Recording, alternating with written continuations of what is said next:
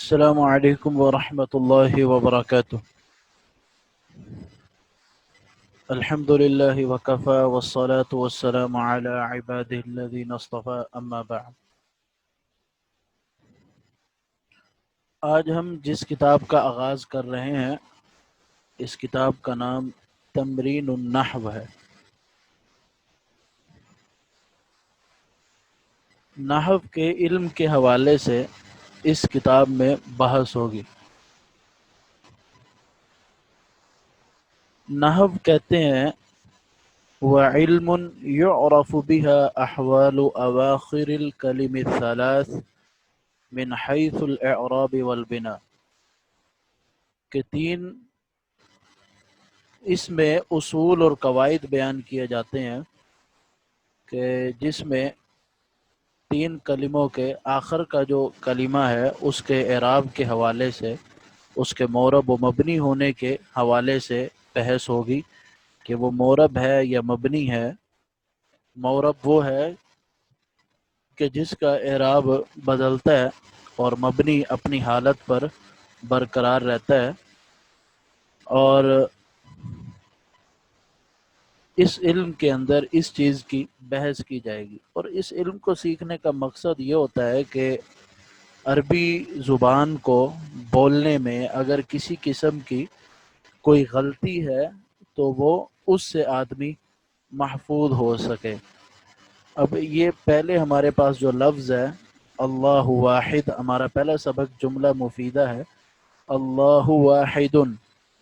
اب یہ جو علم ہے اس کے ذریعے ہمیں یہ پتہ چلے گا کہ اللہ جو ہم پڑھ رہے ہیں ہا جو آخری حرف ہے اس کے اوپر ہم پیش پڑھ رہے ہیں، یہ کیوں پڑھ رہے ہیں؟ ہم اس پر زبر کیوں نہیں پڑھی؟ ہم نے اس پر زیر کیوں نہیں پڑھی؟ اور واحدن میں جو تنوین ہم نے دال کے اوپر دو پیش ہم پڑھ رہے ہیں، یہ ہم نے واحدن یا واحدن ایسا کیوں نہیں پڑھا؟ اس علم میں اس حوالے سے بحث ہوگی کہ کلمے کے آخر میں کیا اعراب دیا جائے، زبر دی جائے، زیر دی جائے، پیش دی جائے، تنوین دو زبر ہوں، دو زیر ہوں، دو پیش ہوں، کہ کلمے کی آخری حالت کیا ہو کہ اس کو کس طرح پڑھا جائے۔ اور اس علم کے سیکھنے کا مقصد بھی یہی ہے کہ تاکہ ہم وہ آخری کلمے کے آخری لفظ کو پڑھنے میں واقع ہونے والی اگر کوئی غلطی ہے تو ہم اس سے محفوظ رہ سکیں۔ پہلا سبق ہمارا بسم اللہ الرحمن الرحیم جملہ مفیدہ کے حوالے سے ہے۔ انہوں نے ہمارے سامنے 10 جملے لکھے ہیں۔ اللہ واحد، اللہ ایک ہے۔ کسر ابراہیم الاصنام، ابراہیم نے بتوں کو توڑا۔ الرسول صادق، رسول سچا ہے۔ اکل الفاظ الطعام، چوہے نے کھانا کھایا۔ الرجل ضعیف، آدمی کمزور ہے۔ اب یہ جملے انہوں نے ہمارے سامنے رکھے ہیں، نیچے ان جملوں کی وضاحت کرتے ہیں، ہم وہ پڑھیں گے تو ہمیں سمجھ آئے گی کچھ۔ کہتے ہیں پہلے جملے کو دیکھو، وہ دو لفظوں سے مرکب ہے، ایک لفظ اللہ اور دوسرا لفظ واحد۔ اس جملہ میں اگر تم صرف اللہ کہو تو تم کچھ نہیں سمجھ سکتے، بلکہ تمہیں تعجب ہوگا کہ اللہ کیا ہے، اس کی کیا صفت ہے، یا وہ کیا چاہتا ہے۔ اسی طرح اگر تم صرف لفظ واحد کہو تو تمہیں کوئی فائدہ نہیں ہوگا، اور اسی طرح تم کسی سے پوری بات نہیں کہہ سکتے۔ لیکن جب تم اللہ اور واحد کو ساتھ ملا کر پڑھو گے اور یوں کہو گے اللہ واحد، تو تم ایک نئی بات معلوم کر لو گے اور تمہیں پورا فائدہ ہوگا کہ وہ یہ کہ اللہ ایک ہے۔ یہاں تک اس نے یہ بات کی کہ اگر ہم صرف لفظ اللہ بولیں، لفظ اللہ، تو ہمیں یہ نہیں پتہ چل رہا کہ اب اللہ کے متعلق کیا کہنے والا کیا کہنا چاہتا ہے، یا اس کی کوئی صفت بیان کرنا چاہتا ہے، یا کیا کہنا ہے، کچھ بھی نہیں پتہ چل رہا۔ یا اگر ہم صرف کہیں واحد، ایک، اب وہ ایک کیا ہے، وہ ایک کہہ کر کیا مراد لینا چاہتا ہے، صرف واحد کہنے سے بھی بات ہمیں سمجھ نہیں آ رہی۔ تو جب ہم نے یہ کہا کہ اللہ واحد، اللہ ایک ہے، تو تب جا کر ہمیں بات سمجھ آئے۔ اسی طرح مثال نمبر 2 کو دیکھو،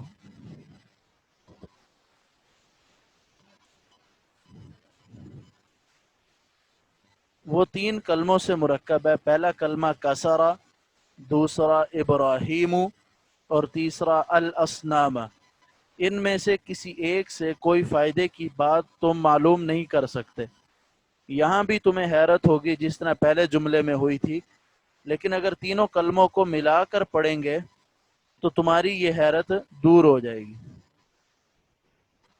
اور تمہیں ایک نئی بات معلوم ہوگی، وہ یہ کہ ابراہیم نے بت توڑے۔ اس لیے ان جملوں کا نام جملہ مفیدہ ہے، یعنی ایسا جملہ جو فائدہ دینے والا ہے، یعنی وہ جملہ اگر بولا گیا ہے تو اس سے یہ معلوم ہوا ہے کہ یہ قائل جو ہے کچھ کہنا چاہ رہا ہے۔ ان باتوں سے تم نے یہ سمجھ لیا ہوگا کہ ایک لفظ بات چیت کے لیے کافی نہیں ہے، بلکہ 2 لفظ یا اس سے زیادہ ہونے چاہیے، تاکہ سننے والا پوری بات سمجھ کر خاموش ہو جائے اور اسے کوئی نئی بات معلوم ہو۔ اسی کا نام جو ہے انہوں نے جملہ مفیدہ کا دیا، کہ جب قائل جو ہے کہنے والا کوئی بات کہے تو سننے والے کو اس کی بات سمجھ آ جائے۔ اب کو کہ اللہ، اب اللہ کے بارے میں آپ کیا کہنا چاہتے ہو، وہ اللہ کہہ کے چپ ہو جائے اور آگے کچھ نہ بولے تو بات مکمل نہیں ہے، ہمیں بات سمجھ نہیں آئی۔ اب یہ ایک قاعدہ بیان کرنا چاہتا ہے، وہ کہتا ہے جس ترکیب سے پوری بات سمجھ میں آ جائے اسے جملہ مفیدہ یا کلام کہتے ہیں۔ جملہ مفیدہ 2 کلموں یعنی 2 لفظوں یا اس سے زیادہ سے بنتا ہے، اور ہر لفظ جملے کا جز کہلاتا ہے، اور کبھی ایک ہی لفظ 2 لفظ کے قائم مقام ہوتا ہے، اس سے پوری بات سمجھ میں آ جاتی ہے اور وہ جملہ مفیدہ کہلاتا ہے۔ یہ قاعدہ انہوں نے ہمارے سامنے رکھا ہے کہ جس ترکیب سے جن الفاظ کے مجموعے سے پوری بات سمجھ میں آ جائے اسے جملہ مفیدہ کہتے ہیں۔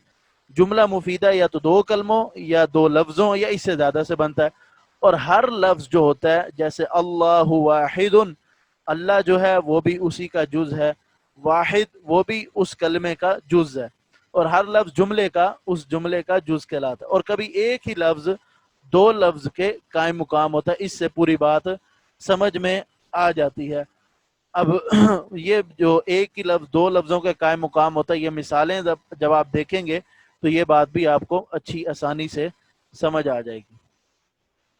ہمارے سامنے تمرین نمبر 1 ہے، کہتا ہے نمبر 1، شروع کے 4 جملوں میں سے ہر جملے میں کتنے کلمے؟ نمبر 2، بیچ کے 3 جملوں میں ہر جملوں میں کتنے کلمے؟ اور آخر کے 3 جملوں میں سے ہر جملے میں کتنے کلمے ہیں؟ یہ ہمیں مشق کروا رہا ہے کہ آپ گنیں کہ ان جملوں میں ہر جملے میں کتنے کلمے۔ اللہ واحد میں 2 کلمے ہیں اور ہمیں بات سمجھ آ گئی۔ الرسول صادق 2 کلمے اور ہمیں بات سمجھ آ گئی کہ رسول سچا ہے۔ الرجل ضعیف 2 کلمے اور ہمیں بات سمجھ آ گئی کہ آدمی ضعیف ہے، کمزور ہے۔ الولد نائم بچہ سویا ہوا ہے۔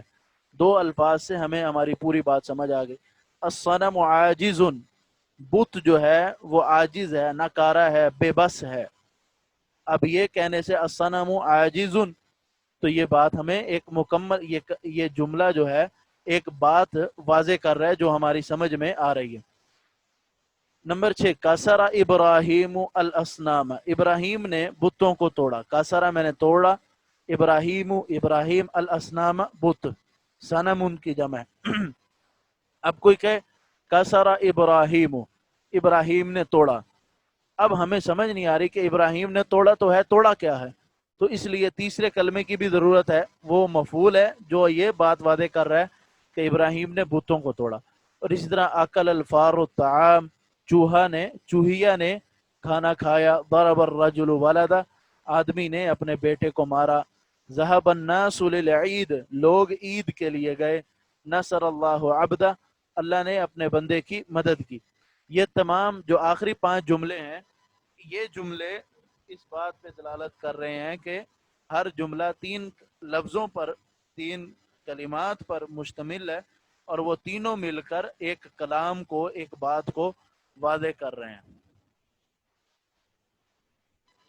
تمرین نمبر 2، نیچے لکھے ہوئے الفاظ کے بعد یا پہلے ایسے مناسب کلمے بڑھاؤ کہ جملہ مفیدہ بن جائے۔ اب یہ انہوں نے ہمیں چند الفاظ دیے ہیں، کہہ رہے ہیں کہ ان سے پہلے یا ان کے بعد کلمے کچھ بڑھائے جائیں تاکہ ہمیں بات سمجھ آ جائے۔ اب پہلا کلمہ ہے البیت۔ البیت، اس کے آگے ہم ایک کلمہ بڑھاتے ہیں، کوئی بھی کلمہ بڑھا لیں۔ البیت بعید، گھر دور ہے۔ المسجد قریب، مسجد قریب ہے۔ الناس، اس نے کچھ ہمارے اس سے پہلے بھی کچھ ڈیش دیے تاکہ پہلے کچھ کلام لائی جائے۔ الناس جیسے سمع الناس الاذان۔ الملک، اللہ تعالیٰ کی صفات میں سے ایک نام ہے تو ہم اس کلمہ بنا سکتے ہیں، هو الملک۔ عبد، عبد فعل ماضی ہے جو ہم صرف میں پڑھ چکے ہیں۔ عبد عبد الناس اللہ، لوگوں نے اللہ کی عبادت کی۔ الفارو، اسی طرح ابراہیم، اللہ، الشمس، ان سے پہلے یا بعد میں کچھ کلموں کا اضافہ کر کے ایک کلام کو مرتب کیا جائے۔ نیچے پھر مشق، اس کتاب کا نام تمرین النحو ہے، یعنی نحو کی مشقیں۔ تو اصل بات یہ ہے کہ جب تک بندہ ایک پریکٹس نہیں کرتا تب تک اس کو بات بنانا نہیں آتی، بات کرنا نہیں آتی۔ عربی میں چاہے کسی بھی زبان کا سیکھنا ہو تو اس کے لیے یہ ضروری ہے کہ آپ کو اس میں مشق کرنی پڑے گی، اس میں بولنا پڑے گا۔ اسی طرح یہی عربی زبان ہے۔ تو اس نے سوال دیا، نیچے لکھو الفاظ کے ساتھ مناسب کلمے بڑھا کر جملہ مفیدہ بناؤ جن کی ترکیب 3 کلموں یا اس سے زیادہ ہو۔ انہوں نے ہمیں افعال دیے۔ ذہب، وہ گیا۔ ینصح، وہ نصیحت کرتا ہے۔ یجلس، وہ بیٹھتا ہے۔ یعرف، وہ پہچانتا ہے۔ الملک، بادشاہ۔ یکسر، وہ توڑتا ہے۔ الاصنام، اللہ الناس۔ ابراہیم القمر، قمر چاند کو کہتے ہیں۔ جعل اللہ ابراہیم، اللہ نے ابراہیم کو بنایا۔ خلیلاً، اپنا خلیل بنایا۔ اب ذهب الناس الى المسجد ينصح العالم الناس، عالم لوگوں کو وعظ و نصیحت کرتا ہے۔ یجلس الطالب على الكرسی، طالب، یا یجلس الرجل على الكرسی، آدمی کرسی پر بیٹھتا ہے۔ یعرف، جیسے یعرف الناس الحق، یعرف الناس الحق، لوگوں نے حق کو پہچانا۔ الملک، اللہ الملک۔ یکسر، وہ توڑتا ہے۔ تو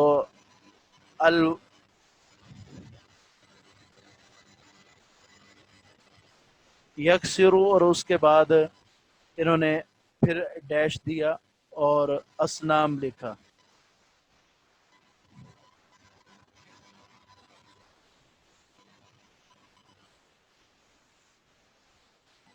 کان یکسر ابراہیم الاسنام، ابراہیم علیہ السلام بتوں کو توڑتے تھے۔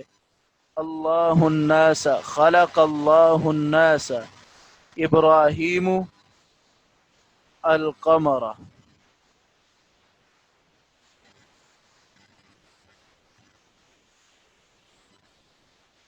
انکر ابراہیم لسجود القمر، ابراہیم نے چاند کو سجدہ کرنے سے منع کر دیا، انکار کر دیا۔ جعل اللہ ابراہیم خلیلا، اللہ نے ابراہیم کو اپنا خلیل بنایا۔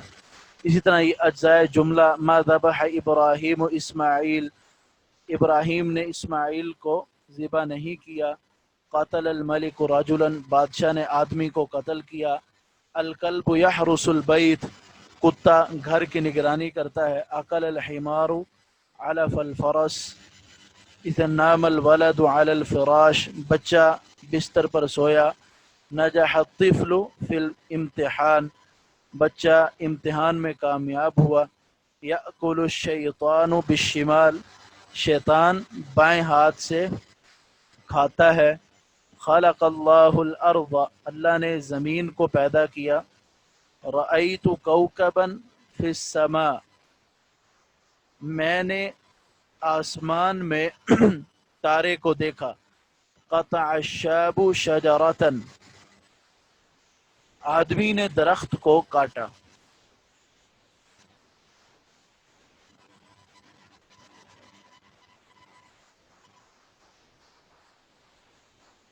وقعت الحرب، جنگ واقع ہو گئی، یعنی جنگ کی ابتدا ہو گئی. جی. اکل الحمار علف الفرس، گدھے نے گھوڑے کا کھانا کھایا. علف کہتے ہیں جو جانوروں کی خوراک ہو. اب تمہیں یہ معلوم ہوا کہ جملہ مفیدہ کی ترکیب کلموں سے ہوتی ہے. اب یہاں کلمہ کی قسمیں بتائی جاتی ہیں. اوپر کی مثالوں میں ابراہیم، اسماعیل، الولد وغیرہ ایسے الفاظ ہیں جو اشخاص کو بتلاتے ہیں. ان میں سے ہر ایک قسم ہے کیونکہ یہ الفاظ آدمیوں کے لیے بولے جاتے ہیں. اس طرح الکلب اور الحمار بھی اسم ہے اس لیے کہ حیوانوں کے لیے بولے جاتے ہیں. اور شجر بھی اسم ہے کیونکہ اس کے معنی درخت کے ہیں. اور ارض، کوکب، ماء، سماء، بئر بھی اسماء ہیں کیونکہ مختلف جمادات کے نام ہیں. اوپر لکھے ہوئے سارے الفاظ اسم ہیں. اور اسی طرح ہر وہ لفظ جو کسی انسان یا حیوان یا نبات یا جماد یا کسی دوسری چیز، مثلا جوع بھوک، عطش پیاس، نور روشنی، قول کہنا، اکل کھانا، یا وعظ نصیحت کا نام ہو، اسم کہلاتا ہے. پھر ان مثالوں کو دیکھو، ان میں یہ کلمے یعنی ذبح، قتل، یحرس، اکل، نام وغیرہ کسی خاص وقت، زمانہ، کسی خاص فعل کے ہونے کو بتلاتے ہیں.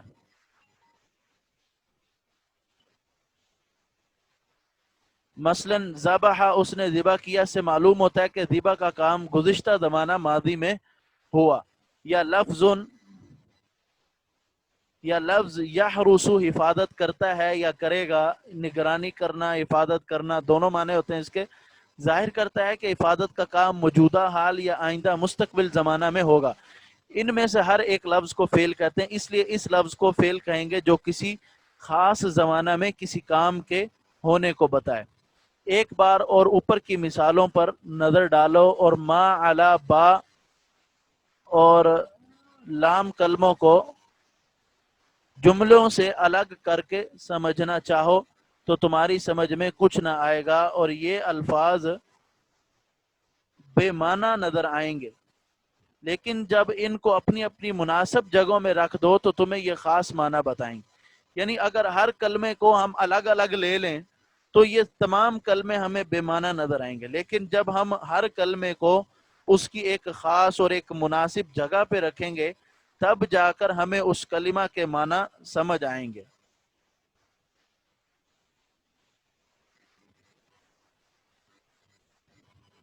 اب مزید کہتا ہے،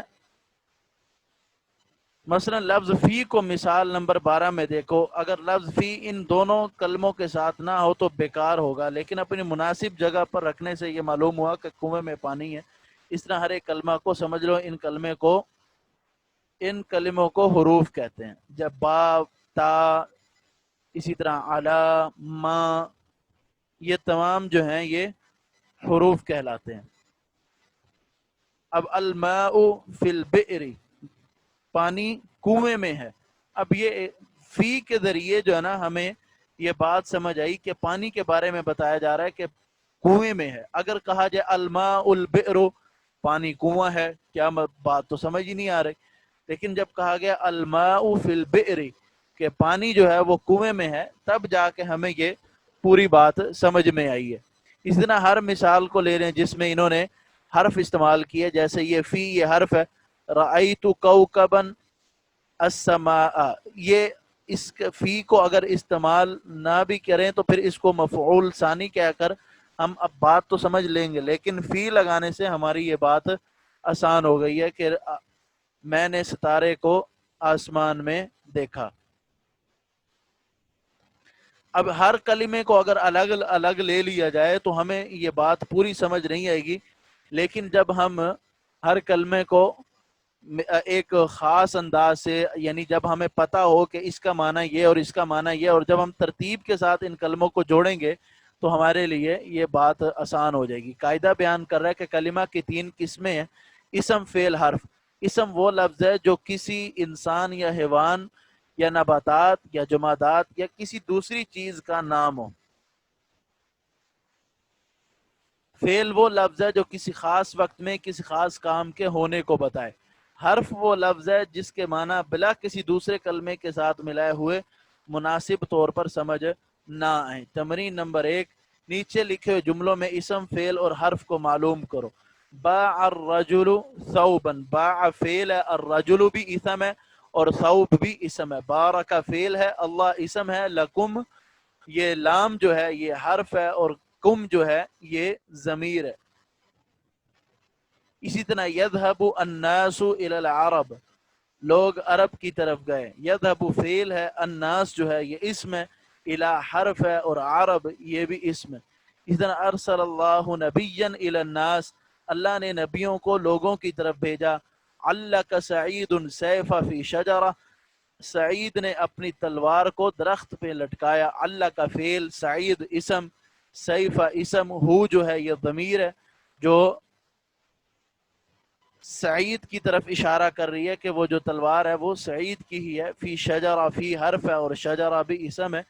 اسی طرح رجع ابراہیم من سفری هل ترى کوکبا فی السماء الولد یلعب فی البستان۔ اسی طرح الطفل، الولد یلعب فی البستان، لڑکا باغ میں کھیلتا ہے۔ الطفل یقرأ فی الصف الاول، بچہ پہلی کلاس میں پڑھتا ہے۔ اللہ نزل القرآن من السماء، اللہ نے قرآن کو آسمان سے اتارا۔ تمرین نمبر 2، ایسے 3 جملے نقل کرو جو صرف 2 اسموں سے مرکب ہوں، یہ جو ایک اسم اور ایک فعل سے مرکب ہوں۔ یہ مشق کروا رہا ہے، یہ جیسے ہم مشق کریں گے تو ہمارے لیے آسانی ہوگی۔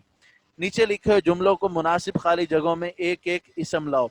یہ مشق کرنے سے ہمارے لیے مزید آسانی ہوگی کہ ہم نے جملے کس طرح بنانے ہیں۔ یہ مشق جب ہم خود کریں گے تو تب ہمیں عربی بولنا، لکھنا اور سمجھنا اور پڑھنا آئے گی۔ اس کے بعد فعل کی قسمیں ماضی ہے، اس میں سکت ابراہیم، فرح، داہشہ اور راکبہ، اکرم، فاہمہ، خاجلہ، خالق، عطیشہ، غاضبہ، طلع، نصر، یہ سارے جو ہیں یہ فعل ماضی ہیں۔ گزشتہ اسباق سے تمہیں یہ بات اچھی طرح معلوم ہو گئی ہو کہ ساکتہ، فرحہ، داہشہ، خاجلہ، راکبہ، اکرمہ، فاہمہ وغیرہ افعال ہیں، کیونکہ ان میں سے کسی خاص زمانے میں کسی کام کا ہونا سمجھا جاتا ہے، اور اس سبق میں تم اس خاص زمانے کو معلوم کرو گے۔ مثلا سکت ابراہیم ایک جملہ ہے، متکلم نے یہ جملہ اس وقت کہا جب کہ اس کو ابراہیم کے خاموش ہو جانے کا علم ہو گیا۔ اب تمہیں یہ معلوم ہوگا کہ گفتگو سے پہلے جو وقت زمانہ گزرا ہے اس میں ابراہیم خاموش ہوا، اور اب تک یعنی متکلم کی گفتگو تک خاموش رہا، اس لیے یہ فعل سکتہ فعل ماضی کہلاتا ہے، یعنی یہ ماضی کا حال بیان کرتا ہے۔ اس نے، متکلم نے یہ جانا کہ ابراہیم جو ہے کچھ دیر پہلے خاموش ہوا اور اس نے اس کے بعد بات نہیں کی۔ اب متکلم ابراہیم کا حال بیان کرنا چاہتا ہے کہ ابراہیم کس کیفیت میں ہے، وہ کیا کر رہا ہے، تو اس نے یہ بتایا سکت ابراہیم، ابراہیم خاموش ہوا۔ اس طرح اوپر کی مثالوں میں باقی افعال فعل ماضی ہیں، کیونکہ گفتگو سے پہلے زمانہ ماضی میں وہ سب کام ہو چکے ہیں۔ قاعدہ، فعل ماضی وہ فعل ہے جو گزشتہ یعنی گفتگو سے پہلے کسی زمانے میں کسی کام کے ہونے کو بتائے۔ تمرین، نیچے لکھے ہوئے جملوں میں فعل ماضی کے مختلف سیغوں کو پہچانو۔ تمہیں معلوم ہوگا کہ کل 14 سیغے ہوتے ہیں، 2 متکلم، 6 حاضر، 6 غائب کے آتے ہیں۔ ان میں 3 سیغے مذکر کے لیے، 3 مؤنث کے لیے ہوتے ہیں۔ ہر سیغے کے آخر میں حرف اور حرکت اس کی علامتیں، ان علامتوں کو اگر تم یاد کر لو گے تو تمہیں ہر جگہ کام دیں گی۔ فعل ماضی کی گردان: شرب، شربا، شربو، شربت، شربتا، شربنا، شربت، شربتما، شربتم، شربتی، شربتما، شربتن، شربتو، شربنا۔ یہ گردان ہم نے صرف کے اندر پڑھ لی ہے، مکمل کی ہے۔ کسی نے اس میں، اگر آپ نے اس میں یاد کر لی ہے صرف کے اسباق میں تو آپ کے لیے یہ مشکل نہیں ہے۔ نیچے لکھے ہوئے جملوں میں ماضی کے سیغے بتاؤ۔ شربنا فعل ماضی کا سیغہ ہے۔ حین عطشنا، شربنا الماء حین عطشنا، ہم نے پانی پیا جس وقت ہم پیاسے ہوئے. عطشنا شربنا یہ ماضی کے سیغے. رکبت الفرس وذهبت الى القرية. رکبت میں گھوڑے پر سوار ہوا اور بستی کی طرف گیا. اس میں رکبت اور ذهبت یہ بھی ماضی کے سیغے ہیں. اسی طرح آپ نے جب فعل ماضی کی گردان اچھے طریقے سے یاد کی ہوئی ہے اور آپ کو فعل ماضی کے سیغوں سے واقفیت ہے تو آپ اس مشق کو اچھی طرح سے حل کر سکتے ہیں. ایسے دو جملے بناؤ جن میں صیغہ متکلم استعمال ہو. شربت الماء، جلست الارض میں نے پانی پیا، میں زمین پر بیٹھا. اسی طرح یہ مثالیں، یہ مشقیں حل کریں تاکہ آپ کو عربی گفتگو کرنا آئے. نیچے لکھے ہوئے لفظوں کی گردانیں کرو. کاتبہ، عطیشہ، راجعہ، غسلہ، شاروفہ و معزد و قادمہ، عالمہ، قاببہ، کارومہ، اکلا، اخذ، عرفہ. کاتبہ میں نے اس نے لکھا، عطیشہ اس نے وہ پیاسا ہوا، راجعہ وہ لوٹا، غسلہ اس نے دھویا، شاروفہ وہ معزد ہوا، قادمہ وہ آگے ہوا، عالمہ اس نے جانا، قاببہ اس نے روکا یعنی قبض کیا، کارومہ شاروفہ معنی تقریباً ملتا جلتا، اس کا معنی بھی وہ معزز ہوا. اکلا اس نے کھایا، اخذا اس نے لیا، عرفہ اس نے پہچانا. ان الفاظوں کی گردانیں کرو.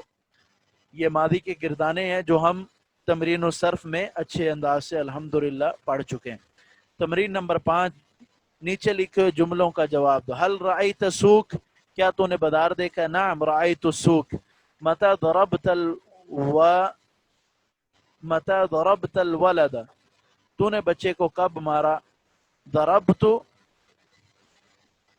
حینما ذهب الى الصلاة، میں نے اس وقت مارا جب وہ مسجد میں نماز کے لیے نہیں گیا. هل اکلت الطعام، کیا تو نے کھانا کھایا؟ نعم اکلت. ای شیء اکلت؟ انا اکلت الخبز مع الادام، میں نے یا انا اکلت الخبز مع اللحم، میں نے روٹی کو گوشت کے ساتھ کھایا کیونکہ آج کل گوشت کا سیزن ہے. تو یہی جواب مناسب لگتا ہے. ای شیء اکلت؟ انا اکلت الخبز مع اللحم. متى قدمتم المدرسہ، تم مدرسے کب گئے؟ یہ آپ اس کا کوئی بھی جواب دے دیں آج کے ماحول کے حساب سے تو اس کا کوئی جواب نہیں بنتا کیونکہ لاک ڈاؤن کی وجہ سے اسکول وغیرہ سب بند ہیں. مدرسہ جو ہے سکول کو کہتے ہیں اور کالج کو عربی میں کلیہ بولتے ہیں. کلیتن عربی میں کالج کو بولتے ہیں. یا اچھا تو متى قدمتم المدرسہ، تم مدرسے کب آئے؟ یا آپ کہہ دیں انا قدمت قبل شہر او قبل 3 ایام او قبل یوم او قبل یومین، یعنی میں 3 دن پہلے آیا، میں 2 دن پہلے آیا، یا 1 دن پہلے آیا، یا میں ابھی. انا قدمت الان، میں ابھی آیا. الی من کتبتم، کس کی طرف تو نے خط لکھا؟ کتبت الی ابی. این ذهب اخوک، تیرا بھائی کہاں گیا؟ ذهب الی والدی، وہ میرے ابا جان کے پاس گیا. حل فرغتما من الامتحان السنوی، کیا تم سالانہ امتحان سے فارغ ہوگا؟ نعم فرغنا من الامتحان السنوی. این ذهب استاذکم؟ ذهب الى الحمام، وہ واش روم گیا. تمہارا استاذ کہاں گیا؟ این ذهب استاذکم؟ ذهب الى المطعم، وہ مطعم گیا. یا ذهب الى السوق، وہ بازار گیا. ذهب خارج المملکہ، ذهب خارج البلد، وہ شہر سے باہر گیا. متى ذهب الحجاج الى المکہ، حجاج مکہ میں کب جاتے ہیں؟ الحجاج ذهبوا الى مکہ فی شہر ذی الحجہ، کہ حج کے مہینے میں حجاج مکہ جاتے ہیں.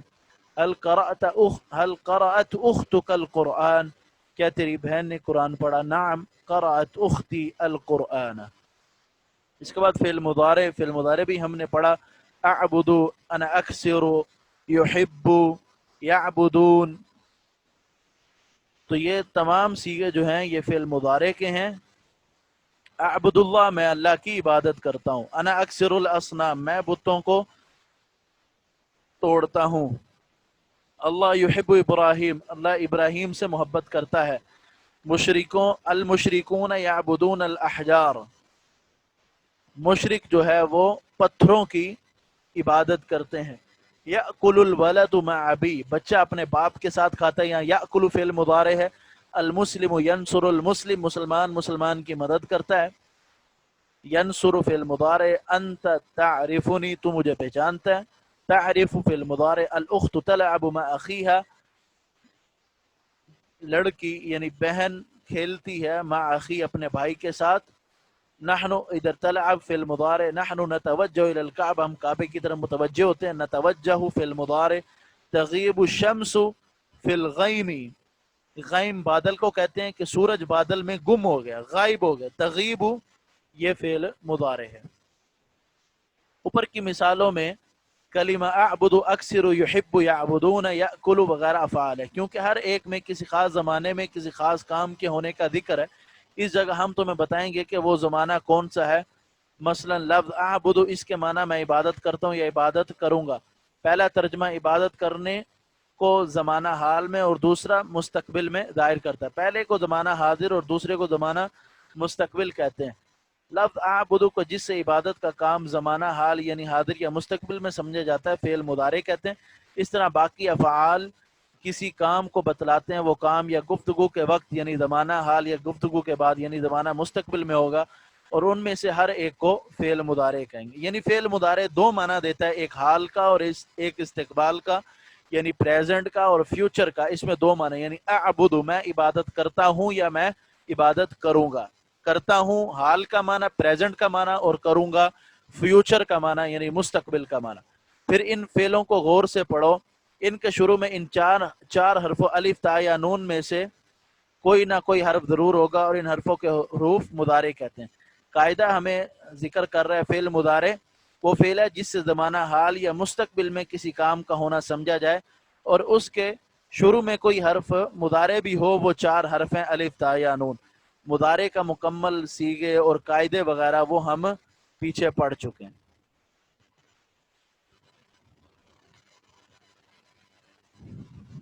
نیچے لکھو جملوں میں فعل مضارع کے مختلف سیغے معلوم کرو. علامت مضارع الف اور نون متکلم کے سیغوں میں آتے ہیں، اور علامت مضارع 8 سیغوں کے شروع میں، اور علامت مضارع تا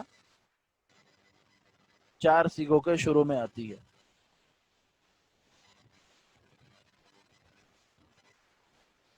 فعل مضارع کی گردان ہم انشاءاللہ کل سے پھر پڑھیں گے انشاءاللہ. آج کے لیے اتنا کافی ہے.